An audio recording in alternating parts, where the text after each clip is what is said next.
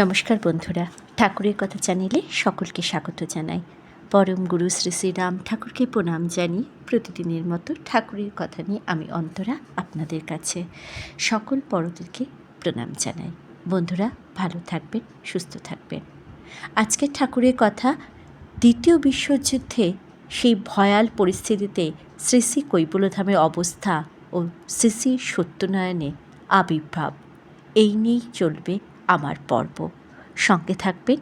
শুরু করছি আজকের ঠাকুরের কথা।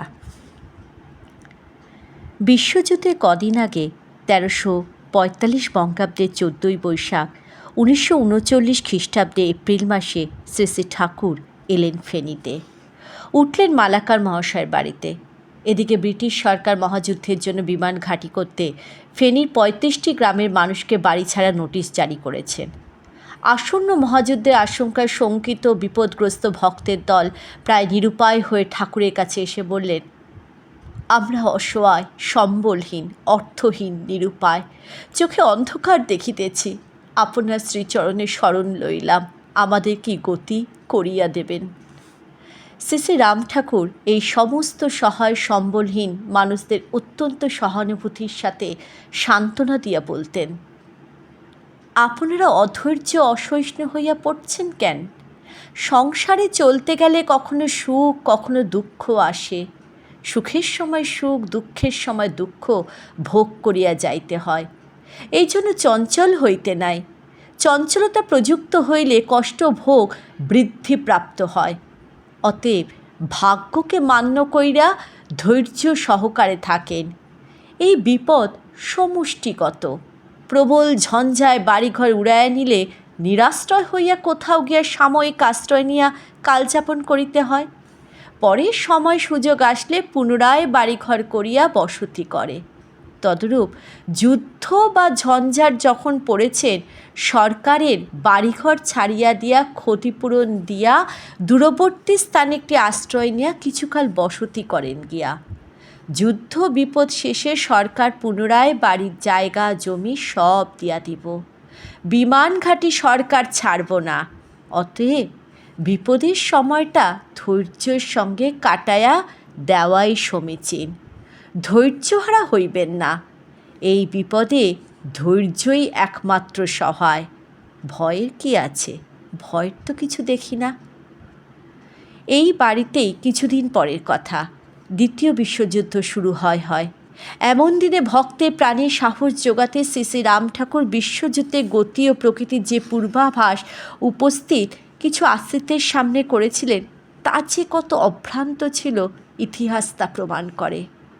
তিনি বলেছিলেন, ভীত হওয়ার কারণ কিছু দেখিতে পাই না, তবুও আপনার ভীত হইলে কি করুম? জীবন চলার পথে উত্থান পতন, সুখ দুঃখ আদি সম্মিলন হয়, সেই জন্য ভীত হইলে চলব কেন? গুরু ভরসা কইরা সাহসের সঙ্গে সকল অবস্থার মোকাবিলা করাই মনুষ্যত্বের পরিচায়ক। যুদ্ধ আসন্ন, প্রচণ্ড যুদ্ধ হইব।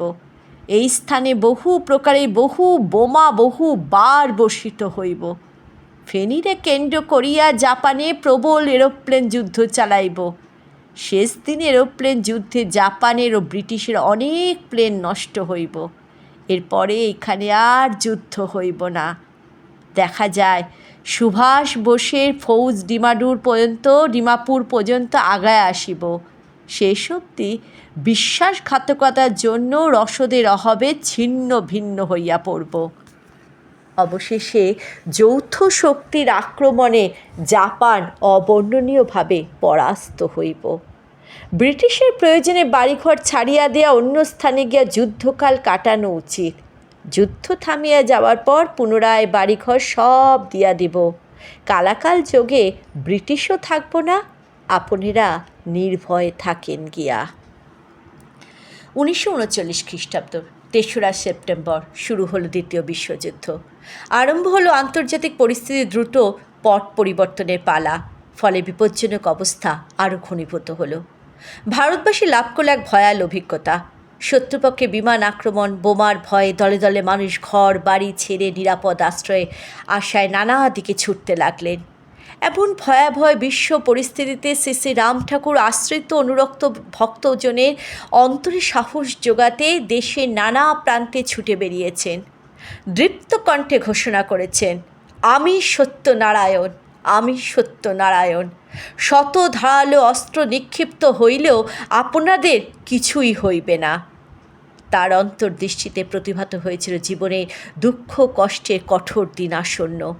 প্রতিকারের উপায় বলে দিলেন তিনি পাঁচালীতেই। বললেন, দুঃখ বিনাশিনী তথা তোমারও মঙ্গল কথা, যে গায় গাওয়ায় কিংবা শোনে, তুমি রক্ষা করো তারে মহামারে মহাঘোরে রণে বনে রিপু সন্নিধানে। এই পাঁচালীতে তিনি ভক্তদের জন্য আরও লিখলেন, সিন্নি দিয়ে শুদ্ধভাবে পুজিলে বাঞ্ছিত লোভে, পুত্র দ্বারা অর্থ ঘোড়া দোলা, ভনে দ্বিজ রামেশ্বর বুঝে কার্য করো নর, শুনো প্রভুর অষ্টমঙ্গলা। শ্রীযুক্ত মালাকার মহাশয় ছাড়াও প্রবীণ ভক্তদের আরও কেউ কেউ এই সময় আরও কিছু কথা লিখে গেছেন তাদের বিভিন্ন গ্রন্থে। যেমন শ্রদ্ধেয় ভক্ত শ্রীযুক্ত অখিলচন্দ্র রায় মহাশয় লিখেছেন, দ্বিতীয় মহাযুদ্ধের প্রাক্কালে শ্রী শ্রী ঠাকুর প্রকাশ্য বিচরণ প্রায় ও পূর্ববঙ্গে আবদ্ধ ছিল। মাঝে মাঝে অল্প সময়ের জন্য অন্য প্রদেশে যাইতেন। যুদ্ধের কয়েক বছর বঙ্গদেশের কলিকাতা, ঢাকা, চট্টগ্রাম, কুমিল্লা, চাঁদপুর, ময়মনসিংহ, আসাম প্রভৃতি স্থানে যেখানে যুদ্ধের ক্রিয়া প্রবল ছিল, ঘুরিয়া ঘুরিয়া স্থানীয় ভক্তগণের প্রাণে সাহসের সঞ্চার করিয়াছেন। শ্রীযুক্ত মাধব মজুমদার মহাশয় লিখেছেন, ঠাকুর সেই সময় আমাদের প্রাণে সাহস দেওয়ার জন্য মনে হয় চট্টগ্রামে গেলেন এবং পোস্ট অফিসের দ্বিতলে আমার সরকারি বাসভবনে অবস্থান করছিলেন। সেই সময় সাইরেন বাজলেই আমাদেরও ট্রেন যাইয়া আশ্রয় নেওয়ার নির্দেশ ছিল। একদিন এই প্রকার সাইরেন বাজিয়াছে, সকলকে পাঠায় ঠাকুর ট্রেন যাইবার জন্য নিবেদন করিলাম। তিনি বলিলেন, এই আদেশ আমার জন্য নয়, আপনাদের জন্য। আপনারা যান, আমার মাথায় বজ্র পড়বে, সেই বজ্র আজও তৈয়ার হয় নাই। বোমা এখানে পড়িবে না, দু একটা এদিক ওদিক পড়িবে। যাহারা সত্যকে ধরিয়া সত্যনারায়ণে আশ্রয় থাকিবে, তাহাদের কিছু হইবে না। চট্টগ্রাম বন্দর থেকে তখন ব্রিটিশ শাসিত ভারতবর্ষ বেশ বড় বন্দর। এই বন্দর ও শহরে জাপান বিমান বাহিনী আক্রমণের যথেষ্ট আশঙ্কা ছিল। সেই আশঙ্কাই সত্যি হলো। 1349 সনের বৈশাখ মাসে জাপানিরা যখন এরোপ্লেন হইতে চট্টগ্রাম শহর ও জেটিতে বোমা নিক্ষেপ করে, তখন এই আশ্রমে এক বিষম সংকটের সময় আসে। ওই বোমা বিস্ফোরণের ফলে ঠাকুর মন্দির আদিও কাঁপিয়া ওঠায়। আশ্রমবাসী মাত্র স্থানান্তর হওয়ার জন্য স্বভাবত ব্যস্ত হয়ে উঠেছিল। বিশেষত সেই সময় ওপরের পাহাড়ের দালান আমাদের বিশেষ আপত্তি সত্ত্বেও সরকার রিকুইজিশন করিয়া মিলিটারি ঘাঁটিতে পরিণত করিয়াছিল। শ্রী শ্রী ঠাকুরের আশ্বাসবাণী পাওয়াতে স্ত্রী লোকদের কয়েকজন ছাড়া আশ্রমবাসী কেউই ওইরূপ মারাত্মক আশঙ্কা সত্ত্বেও আশ্রম ত্যাগ করেন নাই। এদিকে ইংরেজ সরকারের ভ্রান্ত নীতির ফলে দেশ জুড়ে চলছে মানুষের তৈরি কৃত্রিম খাদ্য অভাব, ভয়ানক দুর্ভিক্ষ। শুরু হলো হাজার হাজার অনাহারী মানুষের মৃত্যু। যুদ্ধের জন্য দিনে দিনে সমস্ত জিনিসপত্রের দাম আকাশ ছুঁতে চলল। ঘরে ঘরে হাহাকার। সেই সাথেই চলছে দেশের অহিংসা ও সহিংস স্বাধীনতা সংগ্রাম। এই ভয়াবহ অবস্থাতে শ্রী শ্রী কৈবল্যধামের দ্বিতীয় মহন্ত মহারাজের নেতৃত্বে ধামবাসীরা যথারীতি শ্রী শ্রী কৈবল্যনাথে সেবা পূজা চালিয়া গিয়াছেন। এমনকি যুদ্ধের বছরগুলোতে শ্রী শ্রী কৈবল্যধামের বার্ষিক শারদীয় দুর্গা উৎসবও বন্ধ হয়নি। এমনইভাবে শ্রী শ্রী রাম ঠাকুরের আশ্বাস বাণী উপদেশ সম্বল করে সত্যের আশ্রয়ে ভক্তবৃন্দের দিন কাটে। জয় রাম, জয় গোবিন্দ।